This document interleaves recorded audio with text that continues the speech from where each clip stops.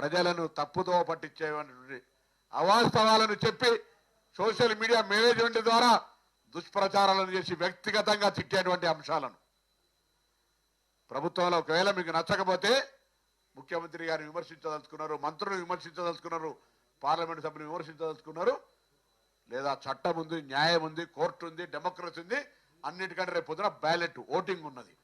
అవి వదిలిపెట్టి కొంతమందిని రెచ్చగొట్టి కుటుంబ సభ్యులతో సహా సంబోధించేటువంటి వ్యాఖ్యలు వాటిని మీరు తీవ్రంగా ప్రచారం చేసేటువంటి అంశం మీద నేను సిటీ పోలీస్ కమిషనర్ గారిని కూడా ఆదేశిస్తా ఉన్నాం. అటువంటి వాళ్ళు ఎవరు చర్యలకు పాల్పడ్డా తగిన విధంగా చర్యలు తీసుకోవాలని కోరుతా ఉన్నాం. ఇలా ఇది మంచి సంస్కృతి కాదు. గతంలో అనేక మంది మా వాళ్ళ మీద అటువంటి ఏదైనా ఒక పోస్ట్ క్రియేట్ అయితే ఇళ్లలో అర్ధరాత్రి చేసి అరెస్ట్ చేసి తీసుకొచ్చినారు. ఇలా ఇటువంటి ఆందోళనకరం కలిగించేటువంటి లాంగ్వేజెస్ ఉపయోగించి